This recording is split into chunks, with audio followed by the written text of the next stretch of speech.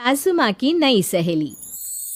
प्रिया kitchen में चाय बना रही होती है और सुमन ड्राइंग रूम में बैठकर मजे से टीवी देख रही होती है।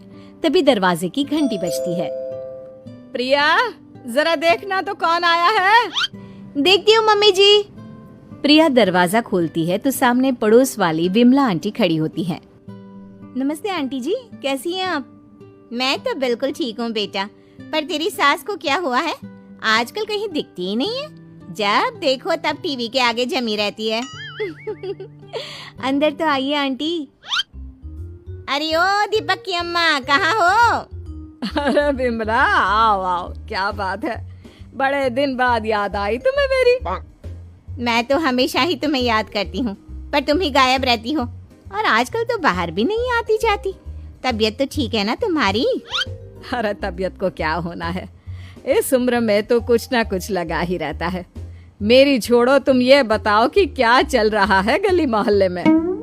तुम गली मोहल्ले की छोड़ो, चल तो तुम्हारे पड़ोस में रहा है। तुम्हारी नई सहेली आई है। मेरी कौन सी नई सहेली? मैं तो यहाँ बस तुमसे बातचीत कर लेती हूँ या फिर बाजू वाली शर्मा की बहू से दो चार बातें कर लेती हूँ। इसीलिए तो कहा कि तेरी नई सहेली आई है।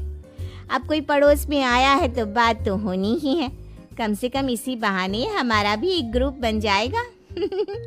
फिर सब मिलकर अपनी बहुओं की शिकायतें किया करेंगे। दोनों हंसने लगते हैं। तभी प्रिया चाय लेकर आती है और सामने टेबल पर रख देती है।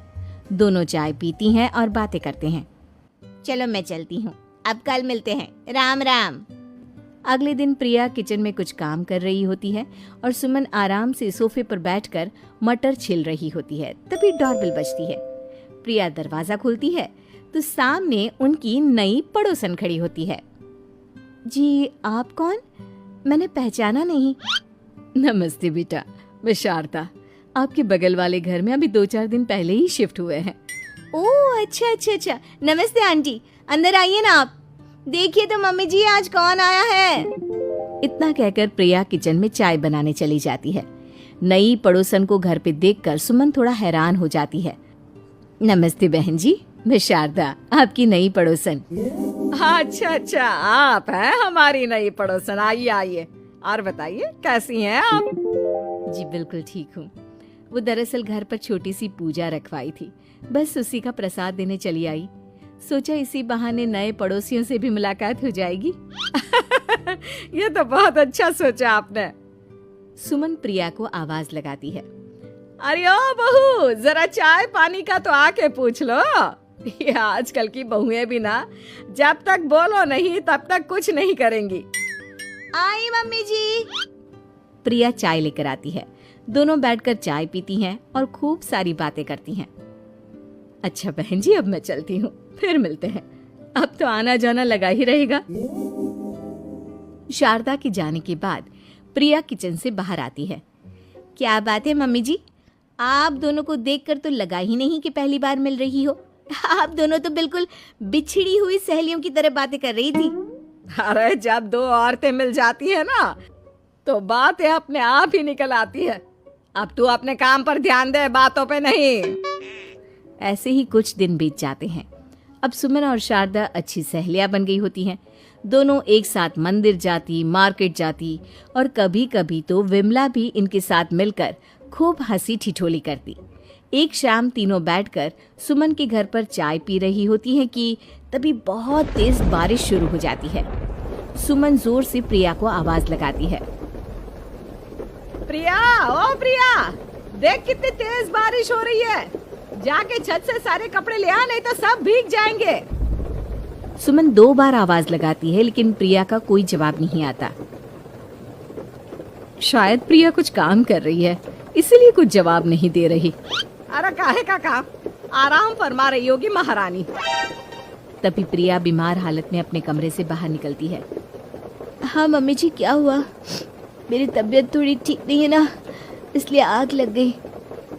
अरे सारे कपड़े भीग गए और तुझे सोने से फुर्सत नहीं है। सबके सामने सुमन के मुंह से ऐसी बातें सुनकर प्रिया उदास हो जाती है और छत से कपड़े उतारने चली जाती है।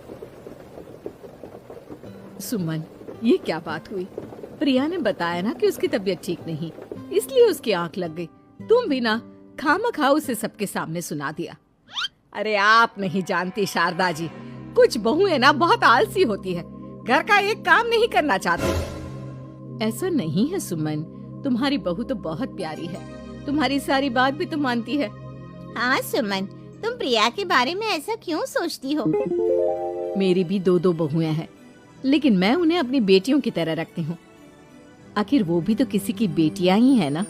और अगर तुम ऐसा ही व्यवहार करोगी तो एक दिन प्रिया भी तुम्हारे साथ ऐसा ही बर्ताव करेगी। शारदा और विमला की बातें सुनकर सुमन की तो बोलती बंद हो जाती है। वहीं प्रिया भी बाहर से सारी बातें सुन रही होती है। अरे मैं कोई उसकी दुश्मन थोड़ी ना हूँ, मैं भी उसकी माँ हूँ, लेकिन कभी कभी सास बनना पड़ता है, नहीं तो बहुएं हाथ से निकल जाती है। देखो सुमन, ये सब सोच का फर्क है। अगर तुम ये सोचोगी तो कभी प्रिया को अपनी बेटी नहीं बना पाओगी। इतना कहकर शारदा और विमला वहां से चली जाती हैं और सुमन अकेले बैठकर उनकी बातें सोचने लगती है। अगले दिन प्रिया और दीपक अपने कमरे में बैठकर बात कर रहे होते हैं और सुमन उनके कमरे के बाहर कुछ काम कर रही होती है और उन दोनों की बातें सुन लेती है। दीपक, तुम्हें पता है हमारे पड़ोस में जो शारदा आंटी है ना, बहुत अच्छी हैं। अच्छा, ऐसा क्या हो गया जो तुम्हें वो इतनी अच्छी लगने लग गई? कुछ खास नहीं, बस कल जब मम्मी जी मुझे सबके सामने सुना रही थी तो शारदा आंटी ने मेरा साथ दिया। मैं तो सच में हैरान ही रह गई थी जब उन्होंने मम्मी जी को मुझसे ऐसा बर्ताव करने के लिए मना किया। अच्छा, फिर क्या हुआ? होना क्या था, शारदा आंटी तो मम्मी जी को समझा ही रही थी कि बहू को भी बेटी की तरह ही रखना चाहिए, लेकिन मम्मी जी तो मम्मी जी है ना, उन्हें तो मुझ में हमेशा कमी ही दिखती है। काश मुझे भी शारदा आंटी जैसी सास मिली होती जो मुझे भी अपनी बेटी जैसी समझती। सुमन ये सब सुनकर बहुत उदास हो जाती है और वहां से चली जाती है। प्रिया की बातें सुमन के कानों में बार बार गूंज रही थी। उसे बहुत शर्मिंदगी महसूस हो रही थी कि उसने प्रिया के साथ बहुत गलत किया है। अगले दिन सुमन शारदा और विमला को बुलाती है। क्या बात है सुमन, आज तूने ऐसे अचानक क्यों बुलाया? सब ठीक तो है ना? हाँ हाँ, सब ठीक है, तुम दोनों बैठो तो सही। तब तक दीपक और उसके पापा भी आ जाते हैं। प्रिया, तुम भी आ जाओ। क्या हुआ मम्मी जी, आपने बुलाया? हाँ प्रिया बेटा, मैं आज सबके सामने तुमसे माफी मांगना चाहती हूँ। मैंने आज तक तुम्हारे साथ बहुत बुरा व्यवहार किया है, लेकिन तुमने कभी भी मेरे साथ बुरा बर्ताव नहीं किया। मुझे अपनी गलती का एहसास हो गया है, हो सके तो मुझे माफ कर देना। प्रिया अपनी सास की बातें सुनकर हैरान हो जाती है। उसकी आंखों में आंसू आ जाते हैं। प्लीज मम्मी जी, आप मुझसे माफी मत मांगिए, मैं भी आपकी बेटी ही हूँ। वैसे एक थैंक यू तो मेरी नई सहेली को भी बनता है, जिसकी वजह से मुझे मेरी गलती का एहसास हुआ। शारदा बहन, आपका बहुत बहुत शुक्रिया जो आपने मेरी आंखें खोल दी। अरे क्या सुमन, तुम भी ना। तो फिर इसी बात पर चाय और पकोड़े हो जाए? हाँ हाँ, क्यों नहीं।